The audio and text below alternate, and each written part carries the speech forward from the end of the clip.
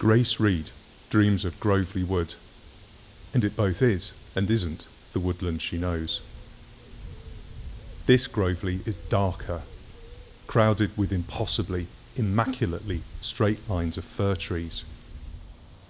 The avenue of young beeches, planted for the Earl of Pembroke, has become a nave to rival Salisbury Cathedral. But it's the same impossibly straight road, haunted, so it's said, by marching soldiers. And there's the ditch, curving and wriggling around the length of it, like the worm which once, so it's said, ate the village of Steeple Langford. Beneath the woodland soil will be a layer of gritty clay, and beneath that will be chalk pale as moonlight. It's still the same Grovely Woods where her parents, grandparents, great-grandparents gathered nuts, berries, mushrooms, firewood, and coppiced hazel since from time out of mind. The same Grovely whose name filled Salisbury's nave every oak apple day, as villagers declared their rights to the bishop. Grovely, Grovely, Grovely, and all Grovely. Until 1809, that is. The year Grace Reed learned to walk, the year the woodland was closed up along with the old open fields for the Earl's private use.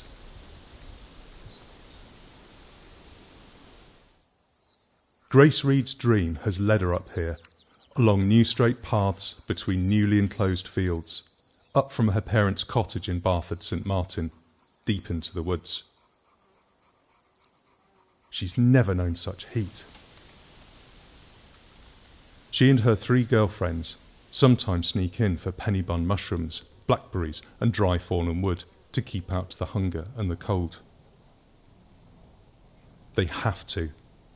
Hunger and cold visit all too often at Barford St Martin, at Steeple Langford, at all the villages whose coppices now grow thick and messy. With the price of bread going up and up, the money coming in going down and down, there's scant choice but to risk the gamekeeper being chased and thrashed, and worse. In her dream, 3 beeches, vast, ancient, stand in a row, set apart from the avenue, casting spells. Here, Grace Reed senses, is where the 4 Hansel sisters lie. Their story hangs heavy over Grovely. Newly arrived in Wilton 4 generations ago, the sisters from Denmark were accused of witchcraft, of bringing smallpox on the town, of the deaths of 132 and the disfiguring of still more. A mob dragged the 4 young women deep into the woods, to where the old straight track and the wriggling ditch come together, and put them to death in a manner never once described. Since then, and more since the woods were enclosed, there's been a presence, figures sliding into shadows when you turn to look, something unseen and unheard startling the woodcock, a feeling descending around one's shoulders, heavy as a woolen shroud, but prickling with cold, not warmth.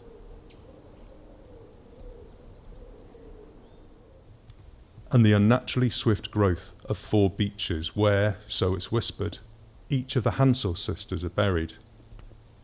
These ancient trees are 3 of those 4, and though Grace Reed doesn't know how she knows this, she knows this.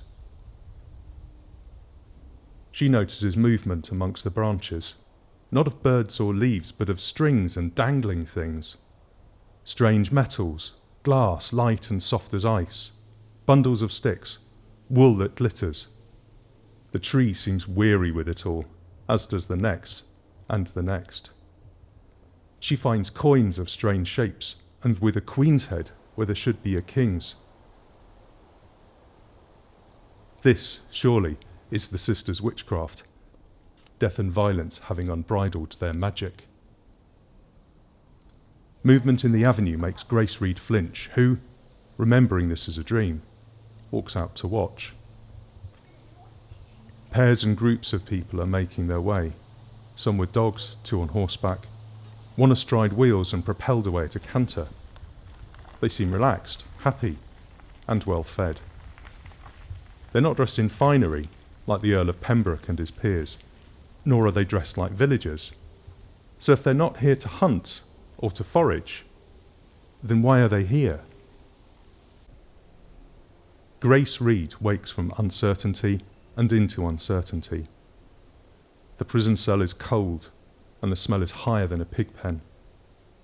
The straw beneath the four friends is damp and slimy. Today, there being no money to pay the fines for trespassing, they will be sentenced to remain here for who knows how long. But they'd been cold and hungry, and their families had been cold and hungry, and there'd been no choice but to gather firewood, as was once their right. The Earl and his gamekeepers be damned. You will be remembered, Grace Reed. The voice is neither in her head, nor is it in the cell.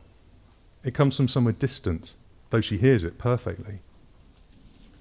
You will not be forgotten, just as we are not forgotten. It comes from the three beaches, and the chalk, clay, and soil. It comes from the future, and from the past. That makes no sense, but Grace Reed knows it in her empty gut. Your memory will be danced. It's a young woman's voice, and the words sound awkward to her, like clothes that don't quite fit.